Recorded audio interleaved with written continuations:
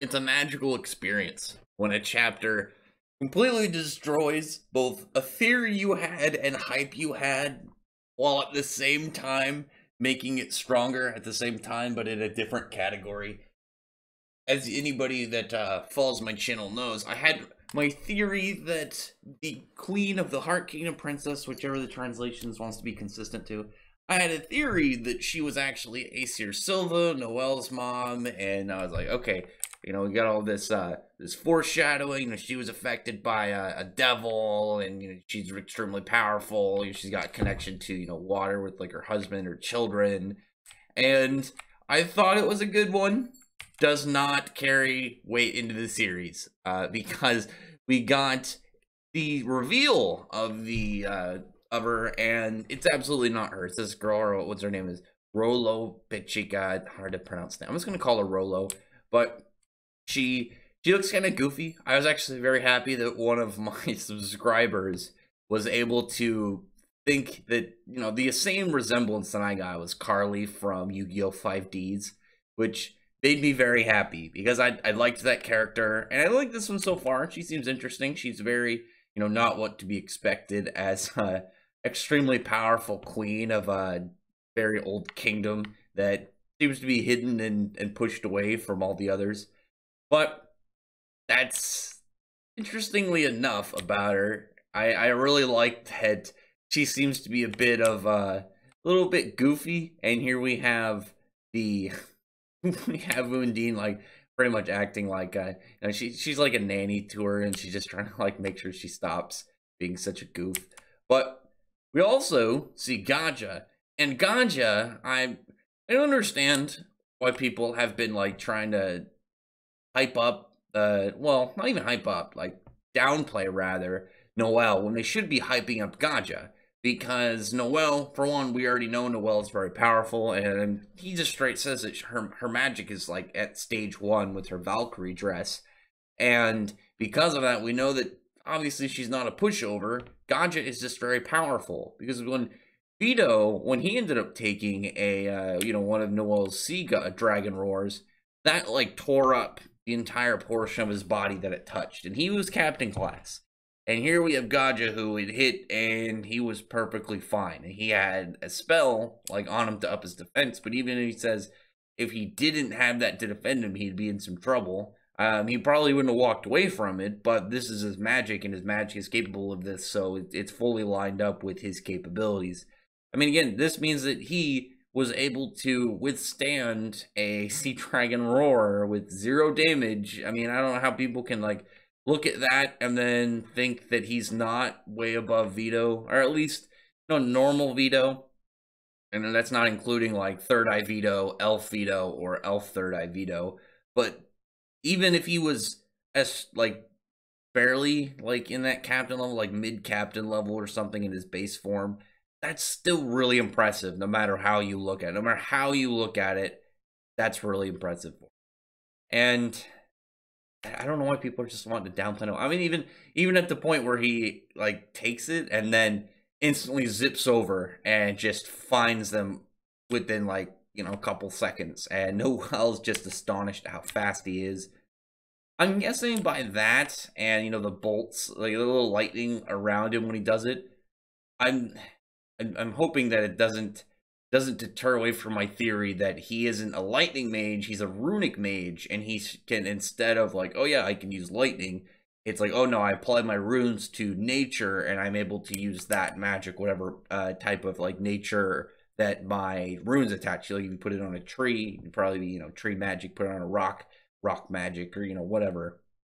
But then there's the reveal that he was just kind of like messing with them to find out their magic level. He just wanted to see some things about him, and we get a little discussion of the characters, you know, going over the magic levels, the tiers, stages, you know, whatever you'd want to call it. I like tiers because tiers is very straightforward, but I don't actually agree with what they're saying, because they're talking about like, oh yeah, it really takes a lot of people to take, you know, people higher tier than them, which I don't agree. I mean, because we know that the tier is their magic. It's the level of their magic itself. It doesn't seem to be power, because obviously Noelle, you know, if Noelle was tier 1 already, and like what, only tier 0 would be above him, then well, what would be the issue with her like fighting a devil? Because they said that, you know, fighting a devil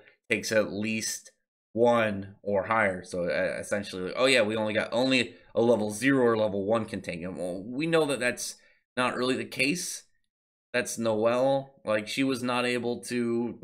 I mean, she wasn't even able to keep up entirely with Elfana. I mean, we know that Noelle is just starting to break into that spot of fully fighting on her own, because now she's got her Valkyrie dress, she's got a lot better control, and she's gaining the ability to handle herself very well.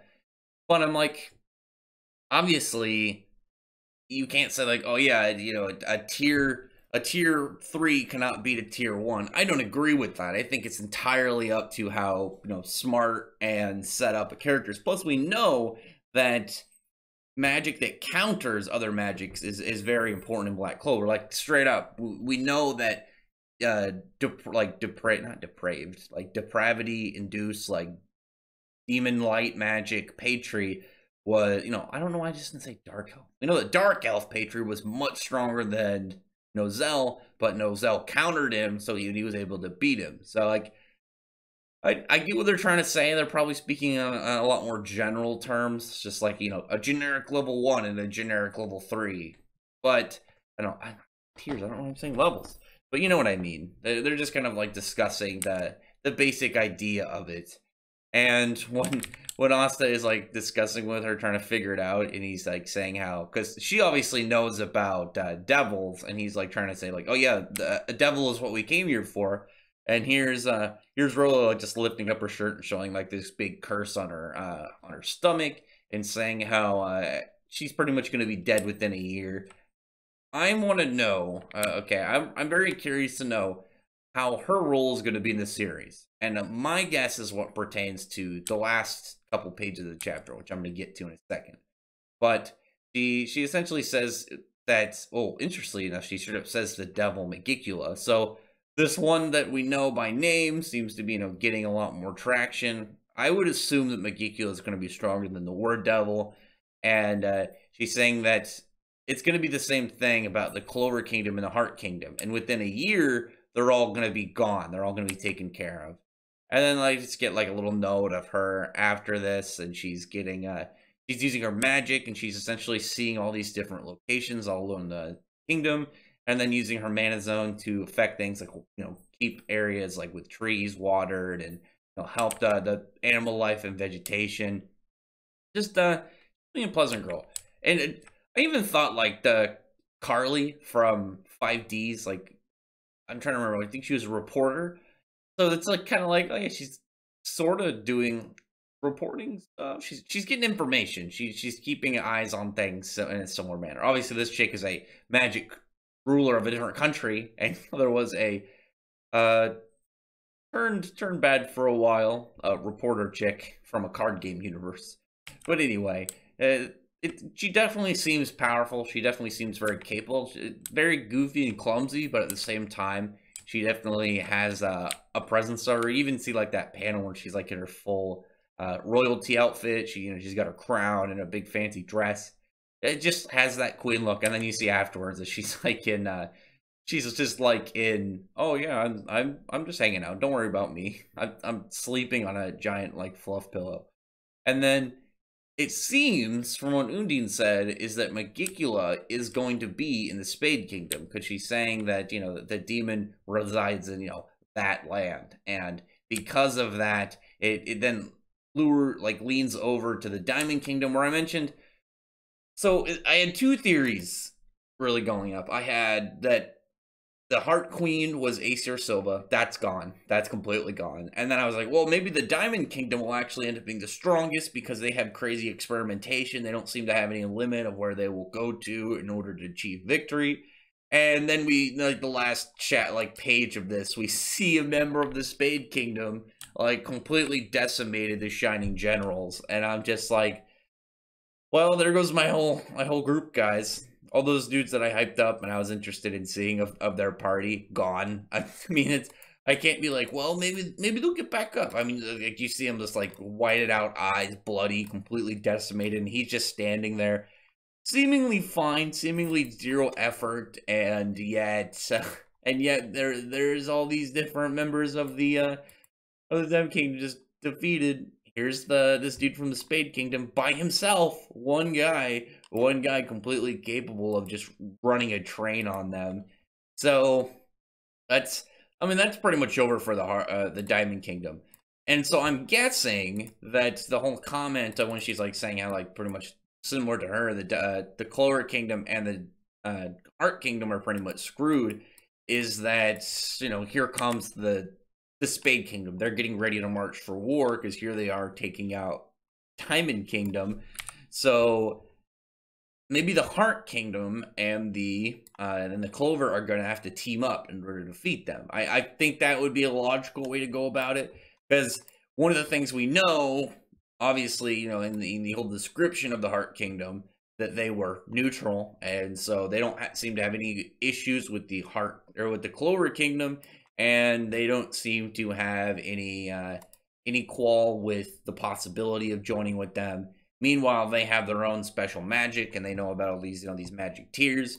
They would be very much like a beneficial group, and for them to advance like their powers, you know, it would make sense of why they would team up. It's like, oh yeah, you are an ally. You don't want to die, and let's well, not ally. They're neutral, but they can group and team up. I'm wondering where this guy ranks, where this dude with the clover coat rank, or not clover, the spade cloak ranks in the Spade Kingdom, because I doubt he's the leader.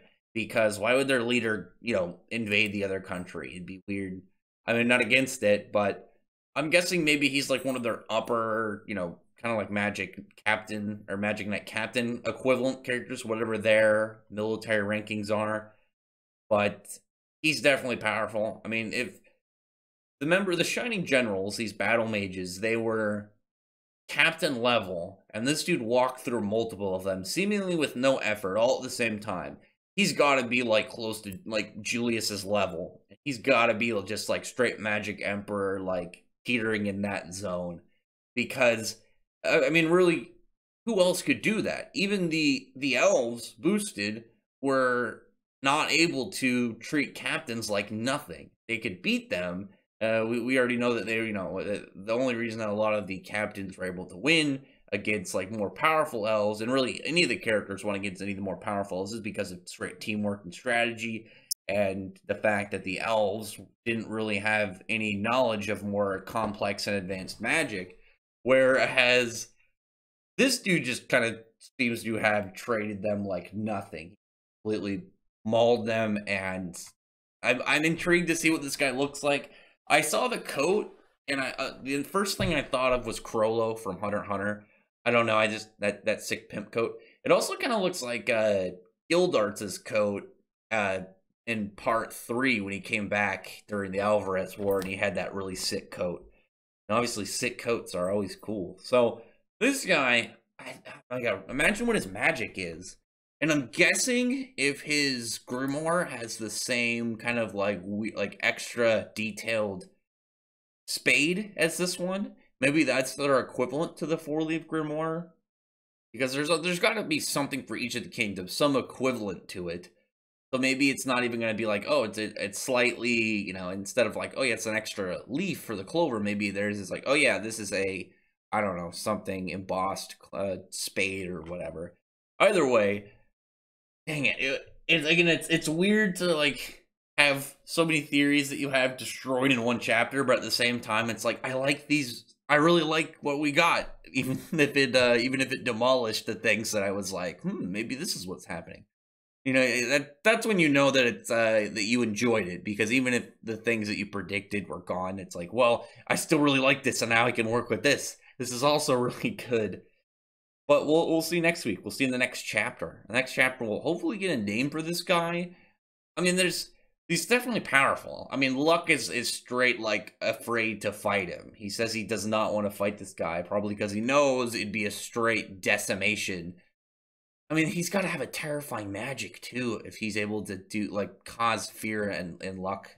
That either way, comment below. Tell me what you thought about the chapter and how you think this is gonna go. Because it looks like now the Diamond Kingdom is gonna get pretty much absorbed by the Spade Kingdom and just become part of its legion.